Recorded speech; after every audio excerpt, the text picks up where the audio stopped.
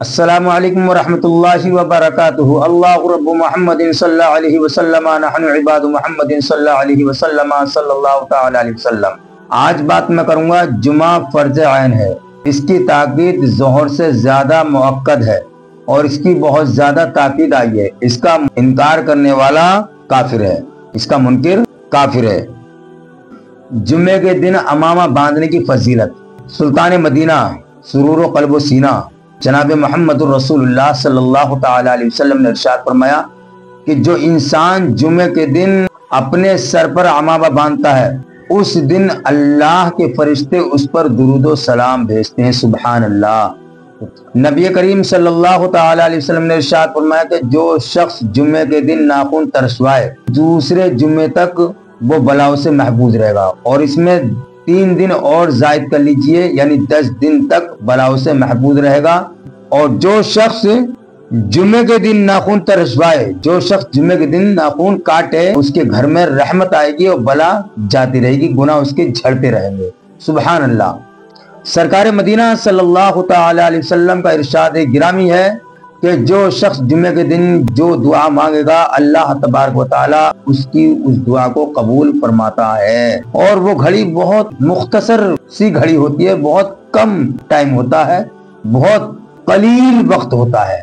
تو اس لیے ہمیں پورے دن اچھی نیک نیتی کے ساتھ دعا مانگتے رہنا چاہیے، اپنی گناہوں سے استغفار کرتے رہنا چاہیے، اور اچھی چیز کی، جائز کام کی طلب کرتے رہنا چاہیے انشاءاللہ العزیز، کیونکہ اللہ تبارک و تعالیٰ کا جو اعلان ہے وہ اٹل ہوتا کہ اس نے اپنے بندوں کے لیے کہا کہ جمعے کے دن جو بندہ مجھ سے مانگتا ہے میں اس کو وہ دیتا ہوں سوائے حرام چیز کے۔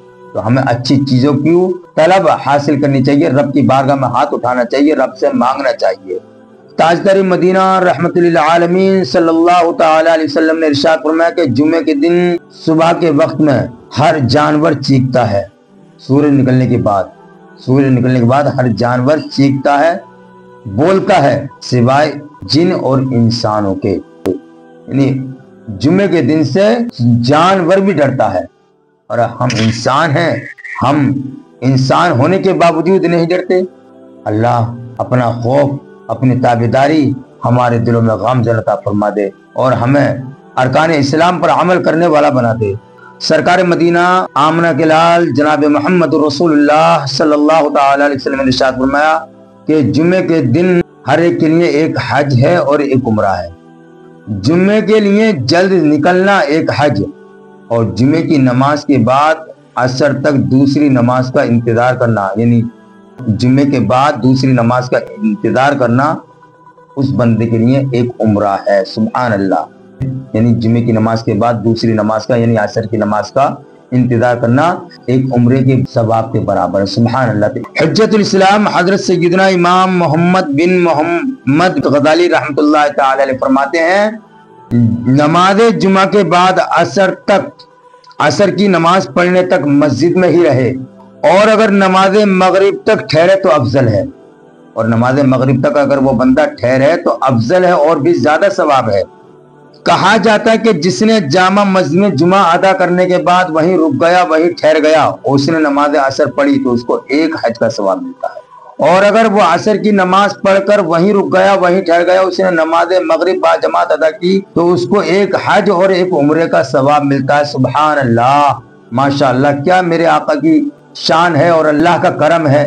حضرت عبداللہ ابن عباس رضی اللہ تعالیٰ عنہ سے روایت ہے کہ نبی کریم صلی اللہ تعالی علیہ وسلم نے ارشاد فرمایا، الجمعۃ حج المساکین، یعنی جمعے کی نماز مساکین کا حج ہے، اور دوسری روایت میں ہے الجمعۃ حج الفقراء، یعنی جمعے کی نماز غریبوں کا، فقیروں کا حج ہے۔